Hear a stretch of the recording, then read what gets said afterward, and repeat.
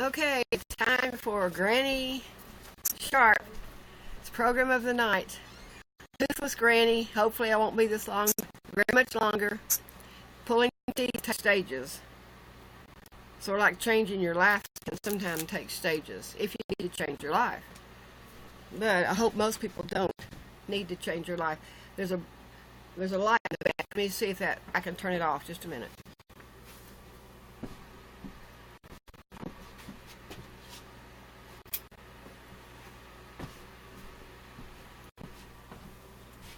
Oh, good. Doesn't help make me look better, but that's beside the point. Everybody like? Okay, tonight I'm going to do a variety of things. I wanted to have this more planned, but my daughter and I went to town to visit a friend whose son was in a serious automobile accident about 2 weeks ago. And his name is Ronnie. If anybody wants to pray for him, his name is Ronnie McDowell. He hydroplaned on a sheet of ice, and his car wrapped around a tree, and now he's in the hospital unable to speak, paralyzed on one side, had a bone go through his skull. So I guess what I was thinking about today, I can say to you, all of you, there's a saying, a Christian saying, if you think you have a tough time, then walk a mile in somebody else's shoes. And I can say one thing very honestly, I would not want to walk a mile in Ronnie's shoes right now. But I hope that Ronnie lives beyond the mile that he may be walking unknown to us, because he isn't saved yet. And he's had a very unfortunate life. And at this time in his life, he was possibly going to go to court and could end up in jail. He didn't want to go back to jail, his mom said today. So he told her and his brother the other day, a day or so before the accident, that he was going to take his life. I don't think he did that. I think that he had a desire definitely not to go back to jail for 90 days or maybe years. But he may have intended to take his life, but God stopped him. And you'd say, why would someone let someone suffer? Well, better to suffer for a while than it is to take your life, which I believe is once you take it, you can't turn back. There's no chance again of getting saved and getting into heaven. And God does not want anyone to suffer or to be out of heaven. When He gives them a chance, they have their choice. Sometimes only a short time to say, I believe. They can do a number of things that would keep them, I can tell from the Bible, from being saved. If you turn away from the Lord over and over and over, refuse Him, the Bible says go on and talk to someone else, because there are people out there who want to accept Him. And we will not go over the ends of the earth until He comes again. We'll have time to keep on trying to find the people. Because it's a serious matter when you realize that if you don't witness to someone and you're a born-again Christian, your blood is upon the hands of the person that you're supposed to witness to if they die and you haven't had a chance to witness to them.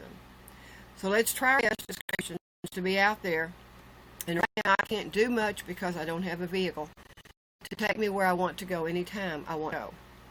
And at my age, I don't have much time. Only God knows how many more days or years I have left at 72. But you all who are in your 20s, 30s, 40s, 50s, you've still got time. And use it more wisely than I did. I've made situations in my life that made my life shortened in different ways. One is to make wrong marriages. It's a very serious thing. Very, very serious. Take it from me. I grew up in a family that was extremely, extremely happy and blessed.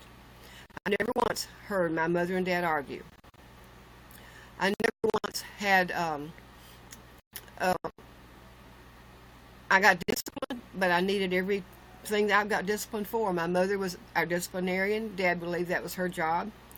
He was a full-time, old-time doctor, so he was not home that much. He had office hours, but if he was on call 24/7.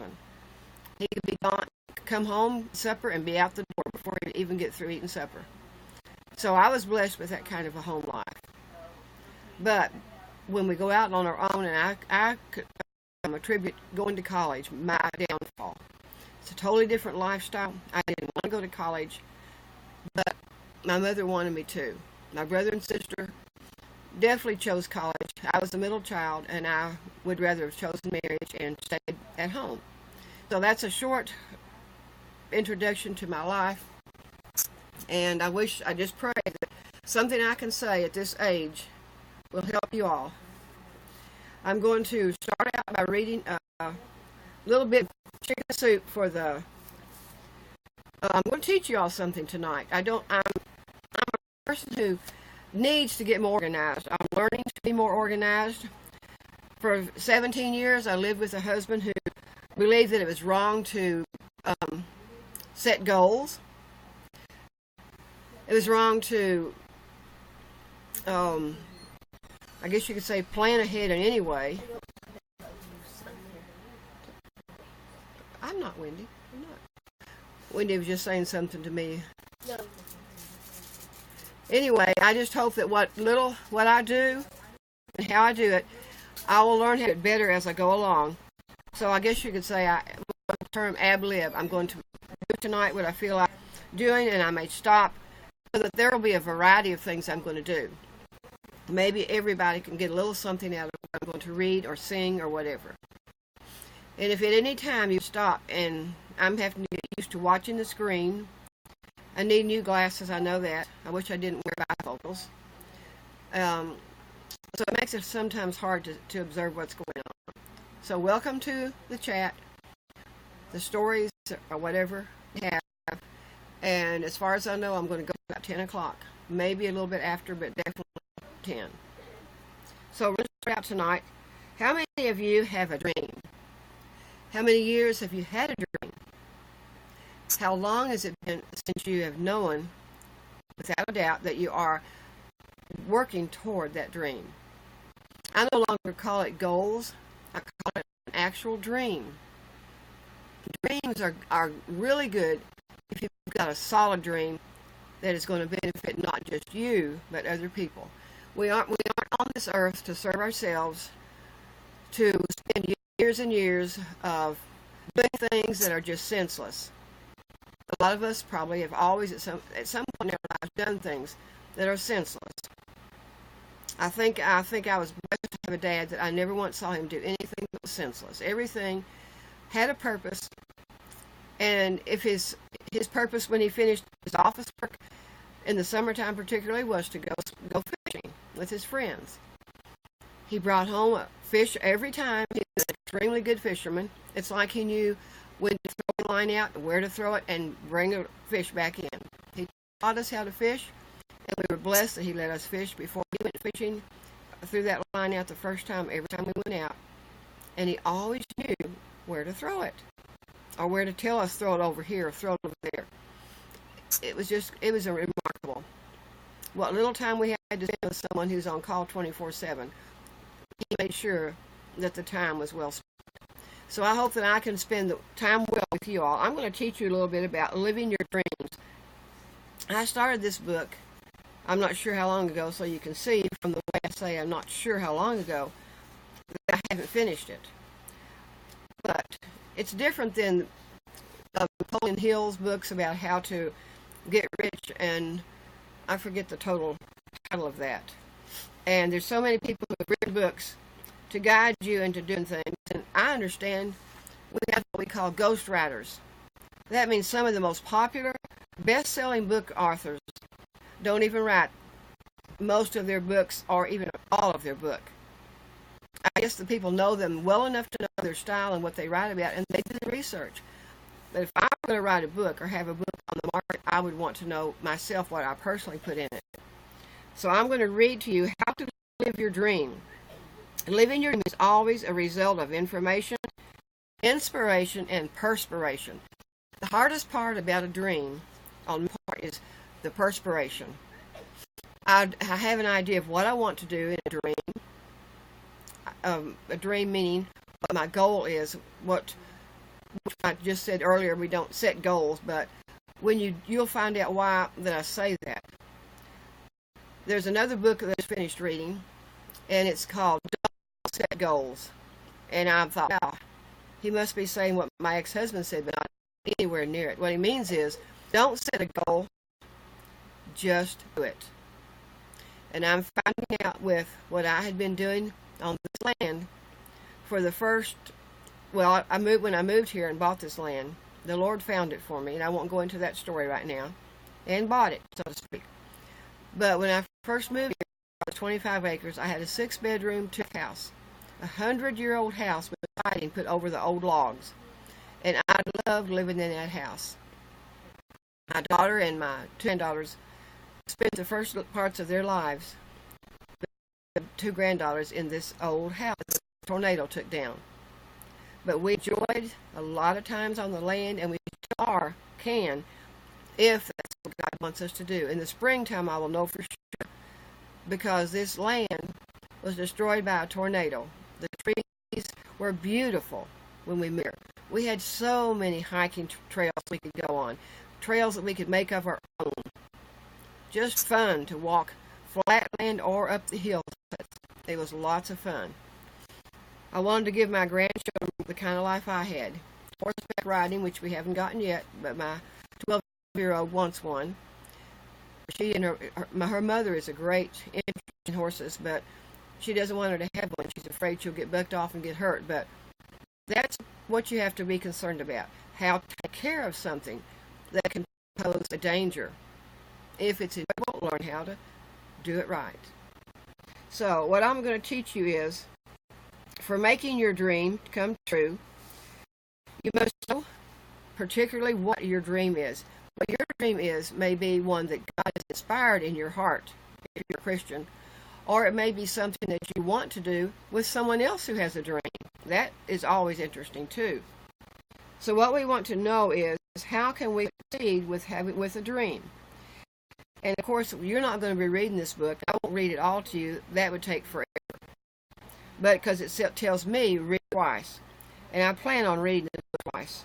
I'm about halfway through. This book contains a success system that never fails if you put it into practice.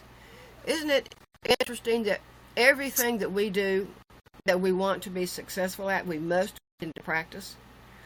That is the hardest thing I'm getting my 12-year-old granddaughter to understand still. She does not like to have to take time to study a regular time each day.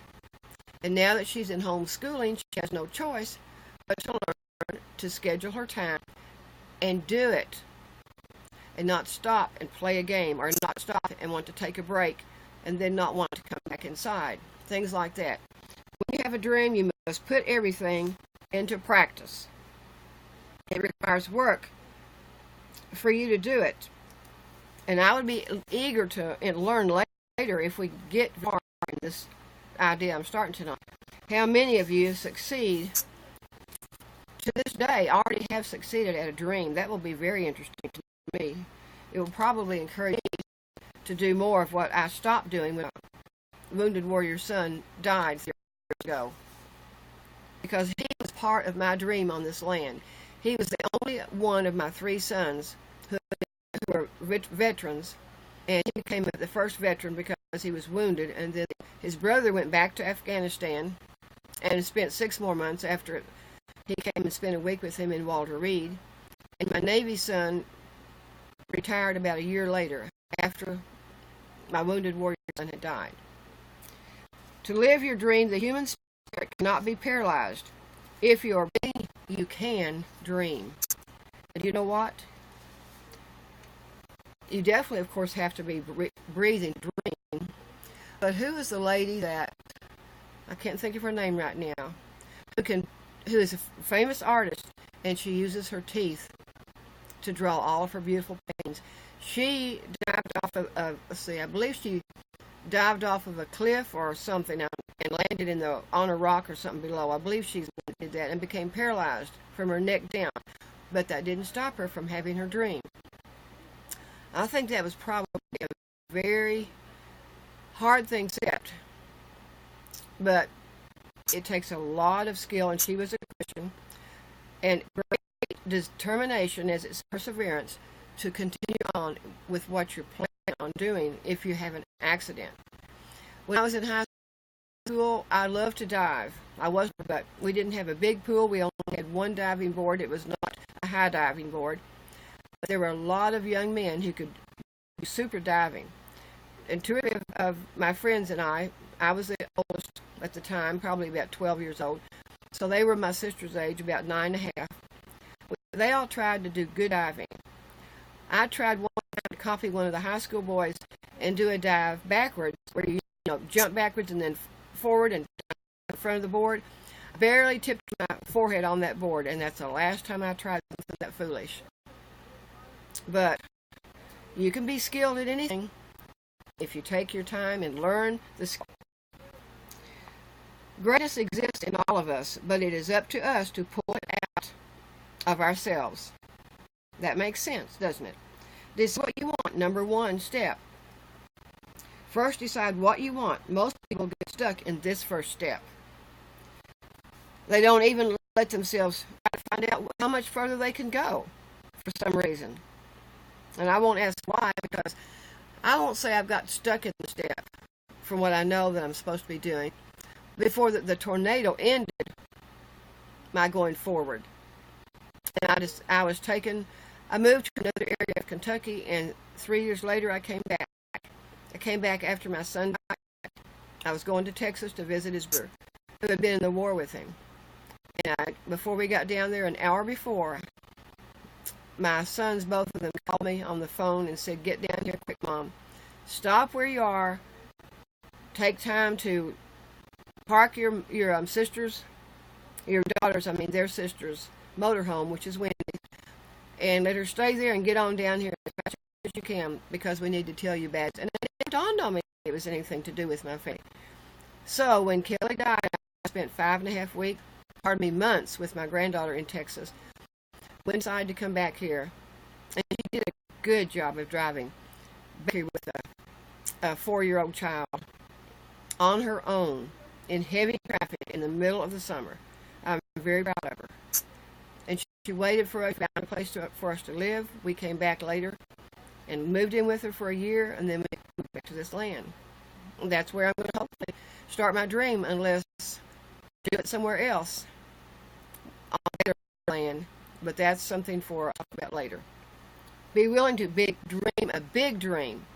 If you dream something small, it'll either flicker out pretty quickly, or you won't get enough interest in it.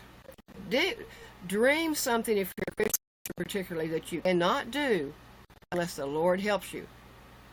If you try it on your own, so many times things fail, especially if God tells you what to do and you try to go another route. Watch out. I got distracted twice, or this land would have been developed after the tornado. My wounded warrior son and my Navy son, the oldest, had already found a used trailer at a trailer lot that was a reasonable price, and had already taken stakes and put it out on the ground. So when I came back to the land after I'd been uptown for a few days, it would have been ideal. It had 5 bedrooms and 3 baths, and I could have easily started taking veterans again. That was what I was doing before the tornado hit, or when it hit. So that was my big dream, and I cannot do it to this day unless God's in it, because it is not something you just take lightly. Our corporate mission statement is to inspire and empower people to live their highest vision in a context of joy and love. This is what we talk about, chicken soup for the souls.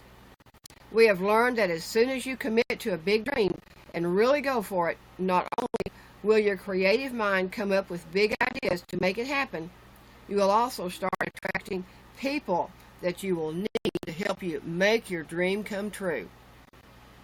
A number of times, I'll be quickly about this. When I first came back here from Western Kentucky, when I first moved back here in 2005, take that back, when I bought the land, came back here to it, I definitely knew that I was supposed to start a place for women and children who had been in abuse.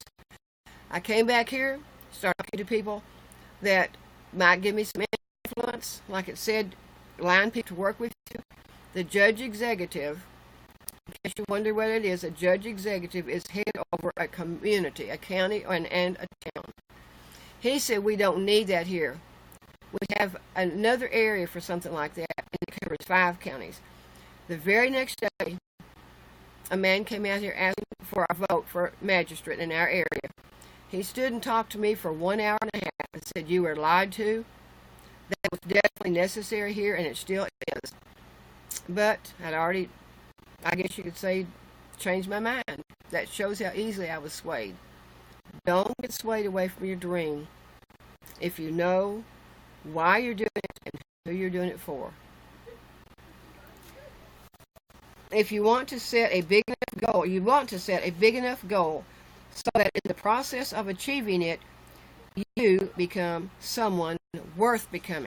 Now that's interesting, because I'm reading these things that I've underlined, not reading the chapters word for word. That would take forever. Do something that will make you, what did I just say? Make you become someone who is you're worth becoming. You won't become someone better than we are, not in other people's eyes, but just for our own selves. If we know that we are not succeeding, not going aim for things we know we're supposed to do to set our goal and get, then we won't become any better. When I started getting interested in something with women and children, my daughter had gone to Sicily to live with her brother in the Navy for 3 months, and she ended up being there for 10 months. I went to Sicily to help bring her back. She didn't want to come back alone like she went, and I enjoyed about 2 months there, spending time with Sicilians, and I spent some time with some of the Navy people, minister and his wife that were Navy, and we're also living in Sicily and teaching there while they're in the Navy. And I learned an awful lot. And one thing that lady told me, the minister's wife, I was a person who grew up very shy. I was a tomboy, and tomboys aren't shy, but when you're away from being a tomboy, I was shy. I was around kids that were different. They had different skills. They were more educated, more interested in things that I wasn't interested in. And my sister was a majorette, and she also played the piano and the clarinet. Clarinet's a pretty hard instrument. I gave up a lot of my talents. I gave up playing the drums. I gave up playing the piano. I didn't go farther enough into that to get past the stage where I couldn't quit because I would love them so much. But my sister and brother stayed with the instruments that they learned. They each learned 2 instruments. So when you want to do something, remember it again. They said, go for it and make yourself better than you already are. My mother told me you were going to regret someday not learning to play with the piano, and I have greatly regretted that. If I had played the piano, then I could sing to y'all with a keyboard background, and that would have been wonderful for you and made it easier for me to sing. I don't like not singing on tune, but I did it last night because I just felt like that's what I'm supposed to do. Remember that your life is a story. Why not write your own ending and then make it happen? That's what it means when it means to sit down and write what the Bible calls Habakkuk. God told me when I first moved here, read Habakkuk chapter 2, and I did. And it says basically, write the vision. It means write the vision I had that God gave me, so that others who read it can run with it. That says to me, if I'm supposed to start again something with veterans that will benefit particularly the wounded veterans from wars, like my son. He married and has a little daughter that's a jewel. She's an ice skater. Her mother's running, and she's learning to. I would say someday, if I live to it, she will possibly be an Olympic ice skater. She is really good already, and she's over 12 years old. She started at 10. So remember, make it happen. We must make it happen. It isn't going to just like a wave of magic wand as we played when we were little and make things happen. No way. Why would we want something that easy?